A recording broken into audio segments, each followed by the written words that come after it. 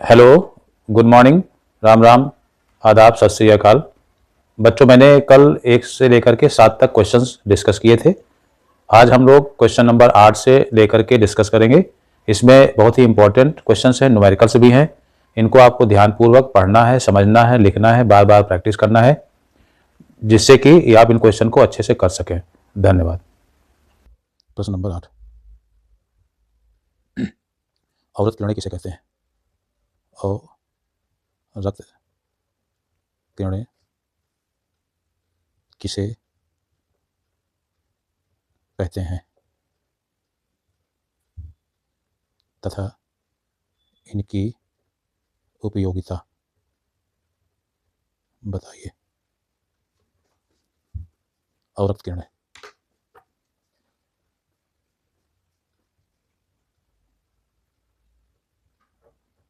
अवरक्त किरणें इन किरणों की उत्पत्ति गर्म वस्तुओं में होती है,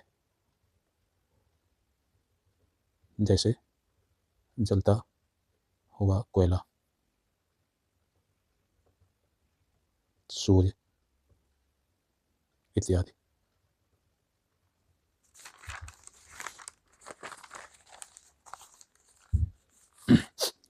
उपयोगिता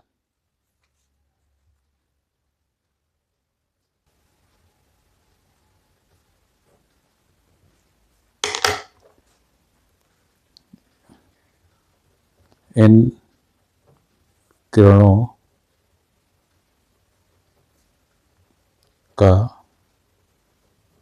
प्रयोग नाइट विजन कैमरे में किया जाता है।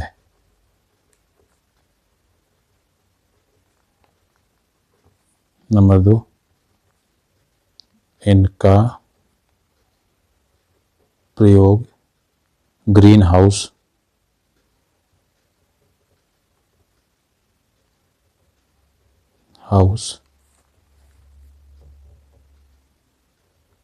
में किया जाता है।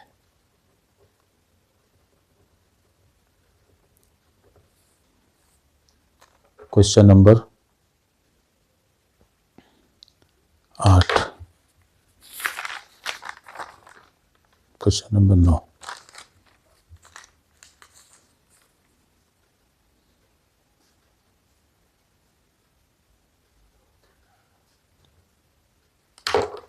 सूक्ष्म तरंगे किसे कहते हैं? सूक्ष्म अथवा माइक्रोवेव किसे कहते हैं? इनकी उत्पत्ति तथा उपयोगिता की व्याख्या कीजिए।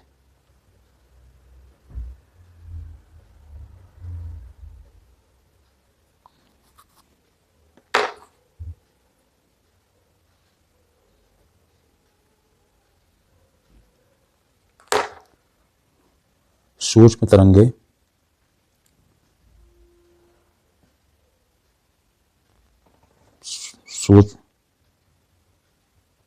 सूक्ष्म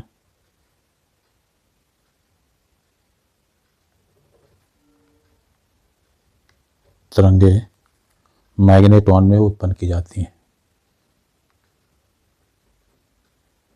मैग्नेट्रॉन में उत्पन्न की जाती हैं।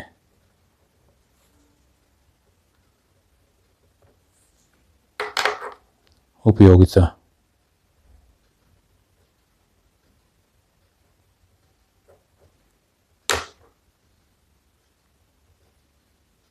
इनका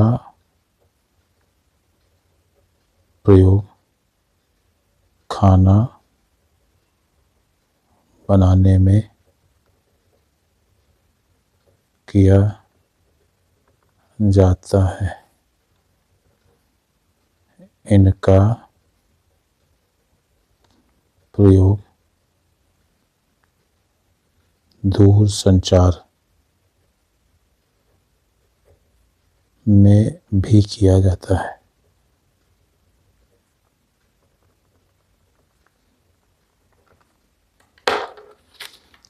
क्वेश्चन नंबर 10,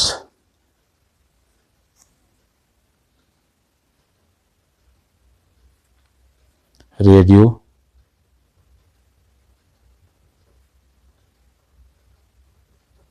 तरंगों की उत्पत्ति तथा उपयोगिता की व्याख्या कीजिए। उत्तर,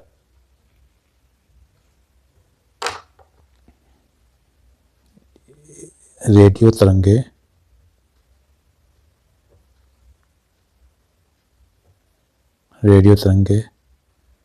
एलसी दोलित्र द्वारा किया जाता है।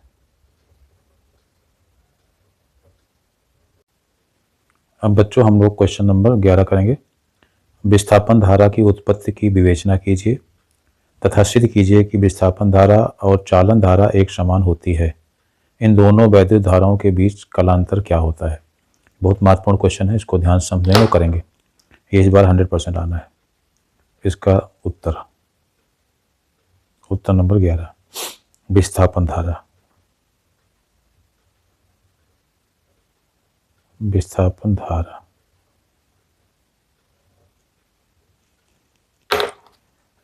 जब किसी संधारित्र को किसी बैटरी द्वारा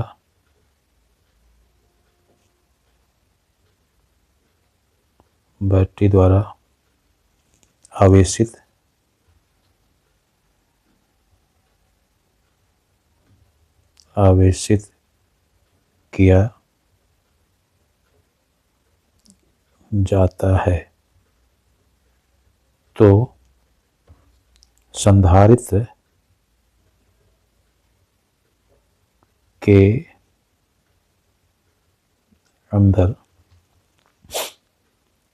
वैद्युत क्षेत्र में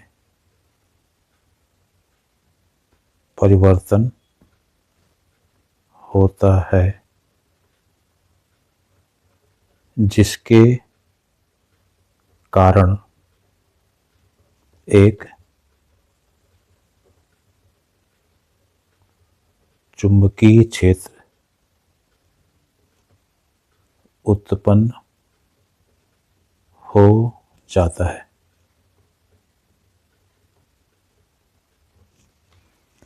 जैसा कि विदित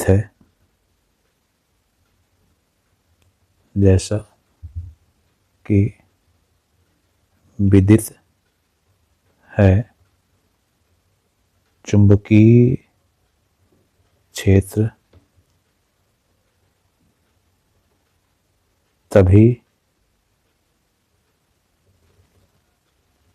तभी उत्पन्न होता है जब चालक में वैद्युत धारा प्रवाहित होती है।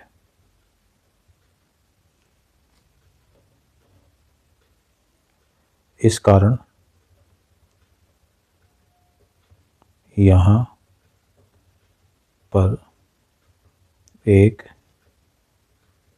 काल्पनिक वैद्युत धारा उत्पन्न हो जाती है।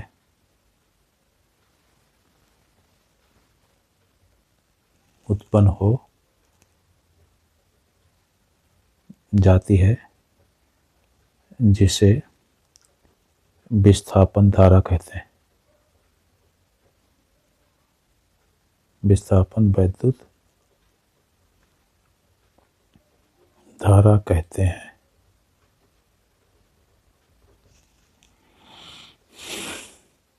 चित्र में एक संधारित्र है, इस पर धनात्मक आवेश है। हमने इसको किसी सेल से कनेक्ट कर दिया है।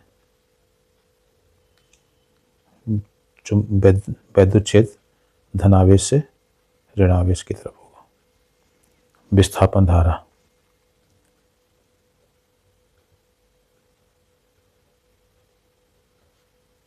विस्थापन वैद्युत धारा ID is equal to epsilon naught D phi E by D T होता है। जैसा कि हम जानते हैं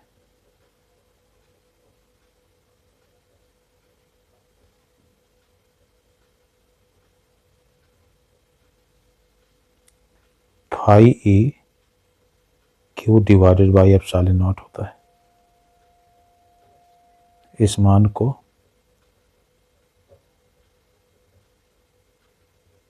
समीकरण 1 में रखने पर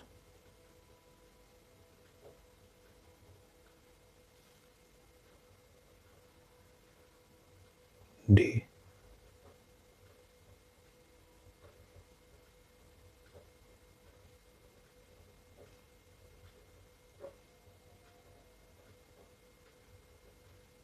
and that is IC.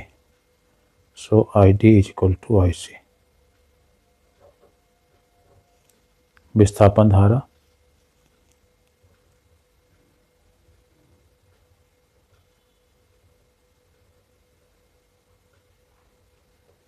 और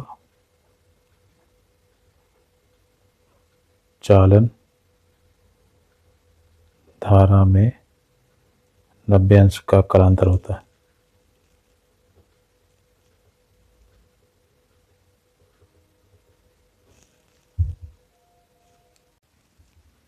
अब क्वेश्चन नंबर 12 करेंगे। एक चित्र द्वारा वैद्युत चुंबकीय तरंग का संचरण वैद्युत चुंबकीय क्षेत्रों के कंपनों की दिशाओं के साथ प्रदर्शित कीजिए।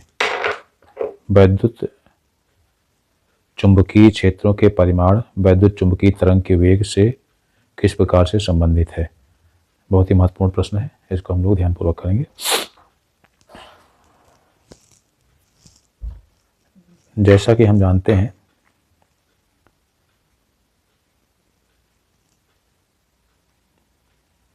वैद्युत चुंबकीय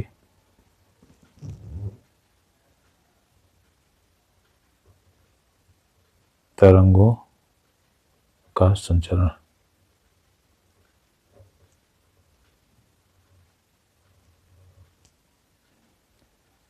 जब कोई वैद्युत चुंबकीय तरंग चलती है तो उसमें वैद्युत क्षेत्र तथा चुंबकीय क्षेत्र एक दूसरे के लंबवत होती हैं तथा होती हैं दोनों एक समान कला में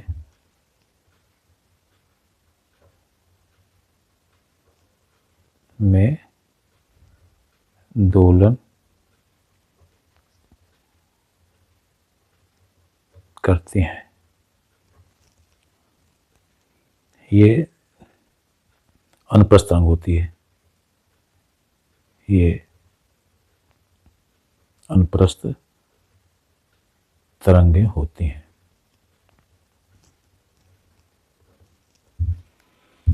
मान लिया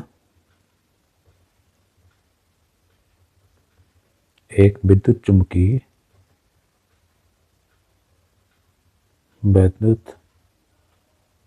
चुम्बकीय तरंग एक्स अक्ष की ओर संचरित होती है।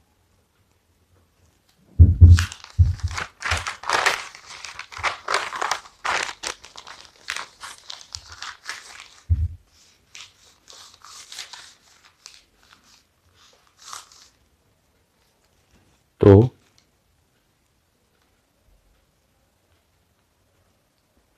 इसे चित्रानुसार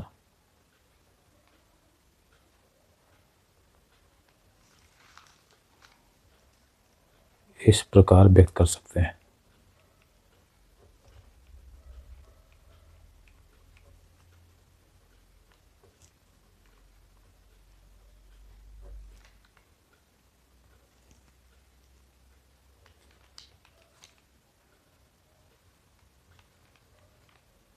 ये यहाँ पर एक्स एक्सिस है, इसको हमने वाई एक्सिस ले लिया और इसको जेड एक्सिस ले लिया। अब मान लिया इसमें कोई तरंग है जो गति कर रही है।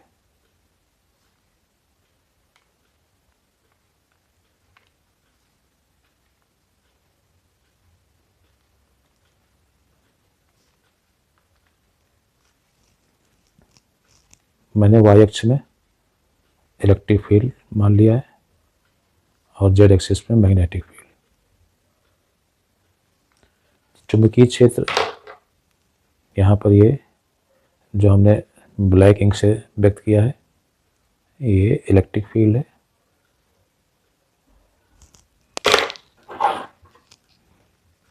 और जो मैंने रेड पेन से किया है, रेड इंक से, ये चुंबकीय क्षेत्र है। अब ये एक कालांतर के बाद ये बदल जाएंगे। अब ऊपर क्या हो जाएगा, रेड। इसी तरीके से ये कंपन करती रहती हैं।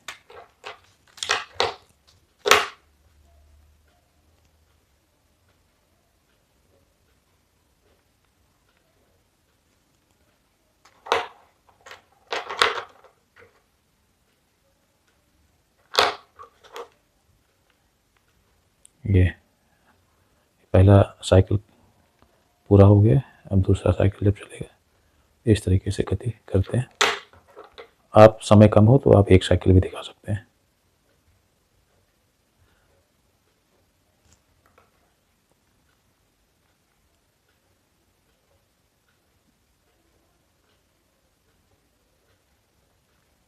ये यहाँ पर ये तरंग के संचरण की दिशा, एक्स एक्सिस जो है तरंग के संचरण। तो चुंबकीय क्षेत्र कैसे ले सकते हैं हम लोग, चुंबकीय क्षेत्र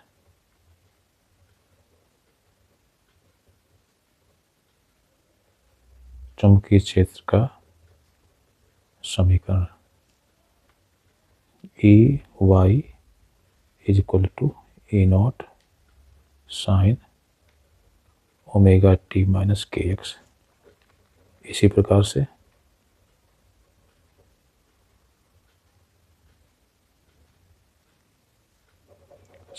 ये वैद्युत क्षेत्र होगा। इसी प्रकार चुंबकीय क्षेत्र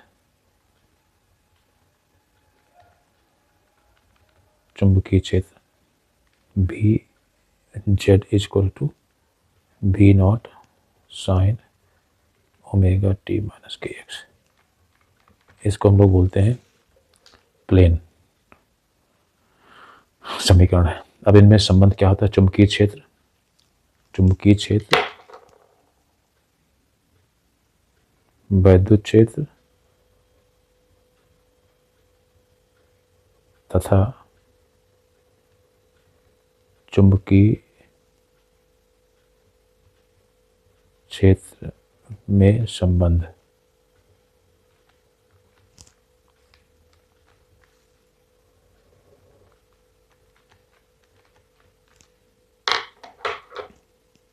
चुंबकीय क्षेत्र और इनमें संबंध E not by B not is equal to C होता है,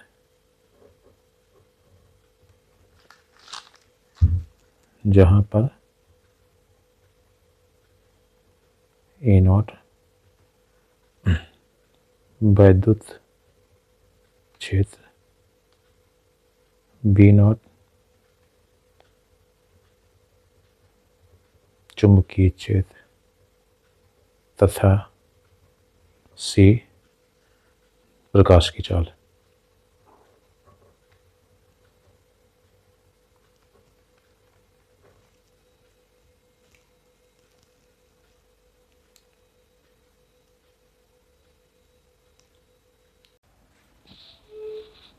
उठो, जागो और तब तक मेहनत करो जब तक कि आपका अपना लक्ष्य प्राप्त ना हो जाए। अब हम लोग इसका उत्तर लिखेंगे। किसी समतल वैद्युत चुंबकीय तरंग के वैद्युत क्षेत्र का समीकरण E y equal to 60 sine 500x minus 1.5 into 10⁻11 t volt per metre है। तरंग के चुंबकीय क्षेत्र का समीकरण लिखिए। बहुत इंपॉर्टेंट क्वेश्चन है ये। तो अब हम लोग क्या करेंगे, इसका समीकरण लिखेंगे। सबसे पहले क्या लिखा जाए? दिया है, क्या दिया गया है? दिया है E y 60 sine 500x minus 1.5 into 10⁻11 t volt per metre. अब जब भी कोई क्वेश्चन दिया जाता है इस तरीके के, तो हमें ये कैसे पता करना होगा कि ये जो वैद्युत चुंबकीय तरंग है किस दिशा में जा रही है। ठीक है, तो यहाँ पर इस समीकरण में क्या क्या दिया गया है? 60 इसका आयाम है। आयाम कितना दिया गया है? ये दिया गया है 60 वोल्ट पर मीटर। और ये जो तरंग है ये एक्स डायरेक्शन में जा रही है, 50 100 एक्स लिखा हुआ है। इसका मतलब तरंग जो है, तरंग जो EMW कर सकते हैं, EMW एक्स अक्ष में जा रही है, एक्स अक्ष में जा रही है। ठीक है, हमेशा इस बात को ध्यान रखें कि जो भी हमारी वैद्युत क्षेत्र होता है, ये चुंबकीय,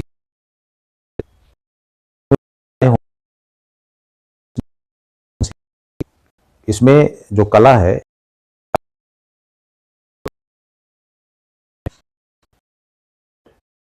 x माइनस 1.5 इंटू 10⁻11 t, ये ठीक है, ये जो कला है ये विद्युत चुंबकीय के लिए भी, जो हमारी चुंबकीय क्षेत्र उसके लिए भी और वैद्युत क्षेत्र दोनों के लिए सेम होगी, इसमें कोई परिवर्तन नहीं होगा।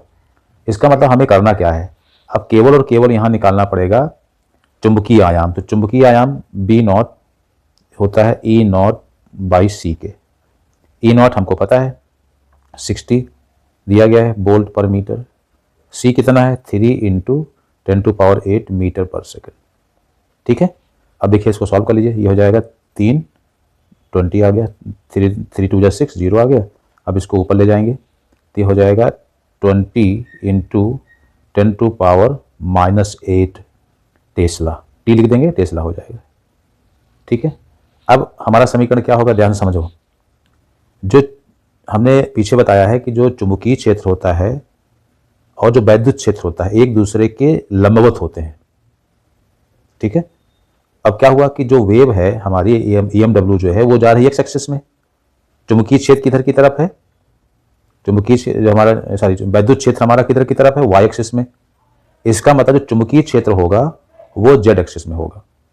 ठीक है, तो हम यहाँ लिखेंगे B z is equal to कितना लिख देंगे, बी नॉट साइन, ठीक है, फेज हमारा यही रहेगा, उसमें कोई परिवर्तन होगा। सबसे अच्छी बात ये माइनस 1.5 इंटू 10⁻11, ठीक है, टेस्ला। अब बी नॉट की वैल्यू हमने निकाल रखी है, इसको रख देता हूँ, ये हो जाएगा 2 into 10⁻⁻7 sine 500x minus 1.5 into 10⁻11 t tesla. ये आपका आंसर है। तो इस तरीके के क्वेश्चन हमारे एग्जाम में आते हैं और हम इनको क्या करेंगे, सॉल्व करेंगे। अब हम लोग क्वेश्चन नंबर 15 सॉल्व करेंगे। इसमें क्या क्या दिया गया है, दिया है epsilon not is equal to 8.85 into 10⁻⁻12 farad पर मीटर, और म्यू नॉट दिया गया है 4 पाई इंटू 10⁻⁻7 हेनरी पर मीटर। निकालना क्या है, निकालना हमको यहाँ पर है C is equal to 1 mu not epsilon not. अब यहाँ पर हम ये सारे मान को रख देंगे, तो कितना हो जाएगा 8.85 इंटू 10⁻⁻12 फैरेड पर metre into 4 pi into 10⁻⁻7 metre. ये है हमारा हेनरी पर मीटर। तो ठीक है, ये हो जाएगा हमारा, इसको जब सॉल्व करेंगे 8.85 इंटू 4 इंटू 3.14 इंटू 10⁻⁻19। अब इसको हम लोग क्या काम करेंगे, मल्टीप्लाई करेंगे। इसका सबसे मैं आपको बता दूं कि जब भी ये क्वेश्चन आएगा तो बिल्कुल फिक्स होता है।